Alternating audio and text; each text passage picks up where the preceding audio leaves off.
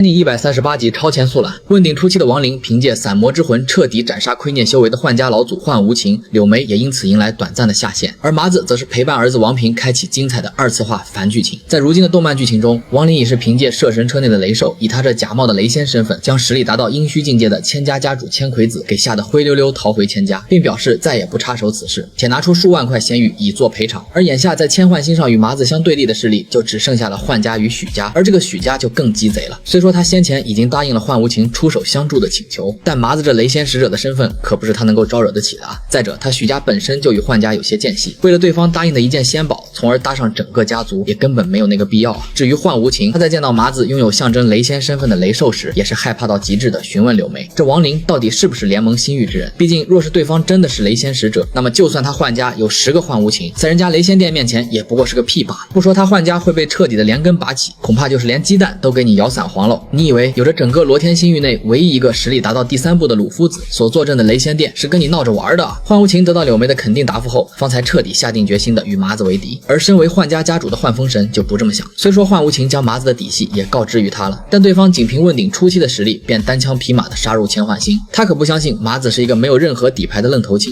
因此他便决定，若是有任何不对劲，他便带着整个幻家族人退出这场争斗。而接下来亡灵一人单挑整个幻家，总的来说一共是分为3步。首先是守护幻家的护族大阵，这玩意儿若是没有阴虚修为的话，是绝对无法破除的。麻子则是直接祭出阴虚境界的傀儡，搭配能够斩破规则之力的斩罗诀，仅是片刻间的功夫，便在所有人那充满震惊的目光中将之彻底粉碎。也就是在麻子击溃幻家护族大阵时，幻风神便就此带着幻家族人跟幻无情这老登彻底划清界限，并向麻子表示此事仅是幻无情一人所为，与他以及整个幻家没有任何关系。期间他还劝解过幻无情，让其不再要与麻子为敌，毕竟对方即便不是真的雷仙使者，但从身怀的剑气以及阴虚傀儡，也定然是某些大家族的嫡系子弟啊。此时幻家最为明智的选择也应该是与之交好呀。不得不说，幻风神算是路走宽了，可只顾着提升自身实力的幻无情哪听得进去这些啊？至于第2步，则是击溃幻家祖传的仙人御剑。幻无情为了消耗或者说顾及麻子身上所怀的灵天侯剑气，他最先并未亲自出战，而是祭出祖传的一枚福泽御剑。此御剑化为一个充满仙气的仙人虚影，虽在原著当中并未描述此虚影的确切实力，但麻子却深知仅凭自身实力以及阴虚傀儡根本无法与之相抗。而仅剩不多的灵天侯剑气，咱麻子哥还有着大用，那就是等此战结束后，他好为自己的儿子王平重塑肉身所用。因此麻子索性便以此战若是胜利为由，便放弃自由身的约定，召唤出实力达到亏孽修为的散魔，他直接附体在亡灵身上，以抽取整个千幻星的星魂之力的蛮横方式，仅是一击便将那所谓的仙人虚影给彻底击溃。至于第3步，便是彻底斩杀幻无情了。仙人虚影破碎时形成一道光幕，将方圆10里之内的幻家祖宅包裹在内，只不过它的防御力并不是很高，此光幕的存在价值只是让幻家族人有着一个喘息跟投降或者交代后事的机会。而此时的幻无情便有些动摇了，毕竟以他目前这阳时修为根本就不是散魔的对手，可他又不想就此放弃，于是他在得到柳眉的同意后，便将对方的生命与意境给全部吞噬掉，其实力不仅重新恢复至亏孽初期，并且还偶然间窥探到了一些祖传的无相天魔道功法。至此柳眉算是短暂的下线，而他也只不过是昆虚圣域圣女穆冰梅的一道分身罢了。后续麻子重返联盟星域到2探妖灵之地时，便与这个本体穆冰梅首次相见。不同于柳眉的是，这穆冰梅却因分身柳眉的做法对亡灵心生愧疚，且逐渐对其有了爱慕之情。当然这个就是后话了，咱们继续回归主题。本来幻无情以为恢复了实力且功法大涨，便有十足的把握对付散魔，但殊不知他的这个充满魔气的功法当初仅是古魔一族所散落在外的边角料，他的这些攻击不仅没对人家造成丝毫伤害，且幻无情也被散魔当成大补之物的一口吞掉了。至此麻子算是完成了他在罗天星域内的第1场扬名之战，那就是仅凭一己之力便震慑有着数位亏孽修士所坐镇的千幻星，且还游刃有余地斩杀了身为幻家老祖的幻无情。当然后来幻风神与整个幻家族人，麻子也是如约的放过了对方。而柳眉在临死前从托付幻风神交给麻子一个储物袋，里面有着一枚能够解除王平体内大部分怨气的丹药。或许直到死前柳眉方才明白，他恨的只有亡灵，而并非是这个受到连累的无辜孩子吧。之后亡灵便在染云星上一处名为落月村的山庄，带着王平开启了长达70多年的2次化凡。值得一提的是，孙泰也是跟着亡灵他们一起。亡灵虽然为王平体内驱逐出了怨气，且以灵天侯的本命剑气为其重塑肉身，但王平终究不过是一个已死之人，且魂魄存在的时间也仅有70多年而已。为了弥补心中的遗憾，亡灵化成一个凡人，陪伴儿子王平一世轮回。前19年带着他在落月村度过一段短暂而快乐的平凡时光，中间8年带其领略染云星上的大好河山，后面的几十年则是王平独自在外闯荡，直至成为某一个国家的一国之主。亡灵在此期间的实力也是突破至问鼎中期，至于意境则是达到问鼎后期的地步。而孙泰在王平16岁那年，便因寿元已尽的原因彻底离开人世。王林后来也是履行约定的，将其骨灰带回了联盟新域的暗月星。这个二次化凡的剧情在整本仙逆当中确实是比较催泪的一部分章节，仅用言语是无法去描述出其中的精髓。这里博主本人建议道友们去自行观看一下。